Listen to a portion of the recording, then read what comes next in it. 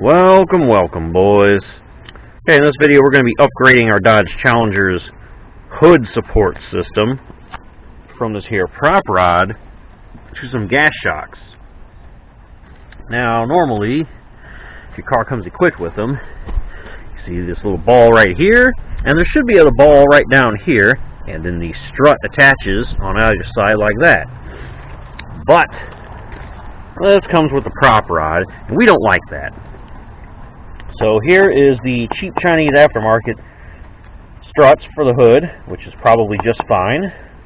Made in China. That is, I'm guessing, the part number. It could be a barcode of some sort. Don't know. But I'm sure if you use a Google search, hood strut Dodge Challenger, you'll find what you need. These had to come from the dealership. But here is the information on that for your part number. Made in USA, of course. Or your option is to go to a junkyard and snag one of these. Unfortunately, the pick and pull never gets any Challengers. I'm guessing some other junkyard has a monopoly on those. But you could probably take this off of some other Chrysler product, maybe a Challenger or something. Or, I mean, a Charger or something. I don't know. Who the hell knows? But this needs to thread down in here. But, if taking close, you'll note there aren't any threads. Not on that side. And also none on this side. It's perfectly smooth. So we are going to cut some threads in there. I suppose you could theoretically try to just like cut your own using this, but that's not really advisable, so we're not doing it. We are going to be using our tap and die kit from Harbor Freight. The one we want to look for is this one, our tap. That is the M8 by 1.25. Hard to see, but it's there. This one has the thread pitch that will match this part. Threads line up perfectly. It is the same diameter. So this will be what we use to cut the threads. It won't be a long process as we don't have very far to go. Once we get a couple threads, we'll use a 13 millimeter to put this on. Once we attach one in each corner, put this in, then our hood will be able to be supported by the struts, or this, if you wanted like super redundancy, so there's no possible way it could ever fall on you. But, you know, to each his own. So I'll go ahead and cut the threads, and then install it, and it'll be boom done.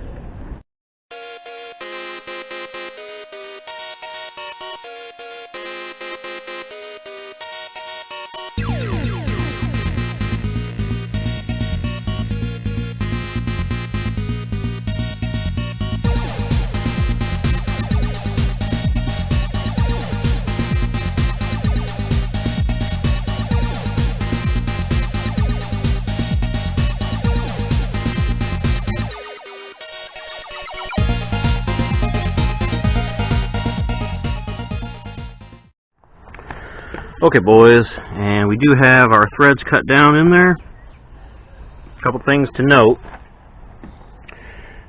Spender's kind of high, so I couldn't use that guy. Had to get some vice grips. But remember, this is hardened steel, so it is very brittle. Does not do well with impacts, crushing, and or a lot of twisting forces on it. So, don't clamp down on it too tight with the vice grips. And whenever you do start twisting, to get it started is going to be the hardest part. Once you finally start to feel it get resistance, just apply downward pressure and turn. And when it comes difficult, you're going to have to back it up. Go forward a little bit more until it becomes difficult, back it up. So on and so forth in that manner. And when you finally punch all the way through there, since there's not many threads you need to add, it will become easy and no longer difficult to cut the threads at that point. Just spin a little bit more, back it all the way out, and then you're good to go.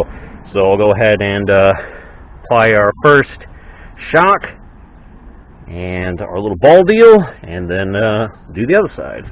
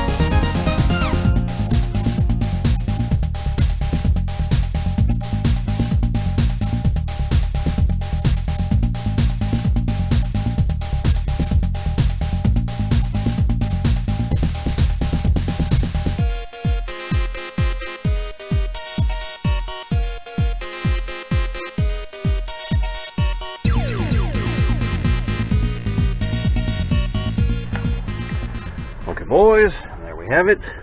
Affixed on that end and that end. Boom and boom.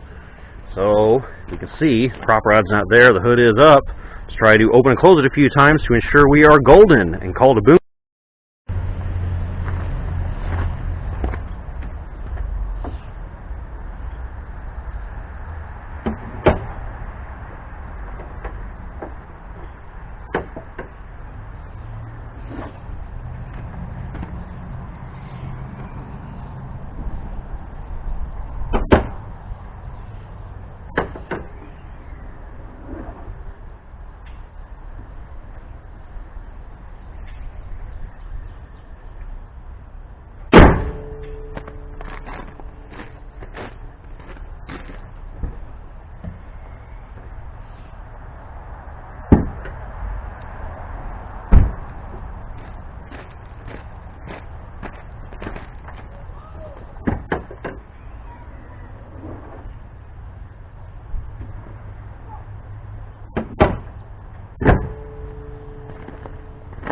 There you have it, boys.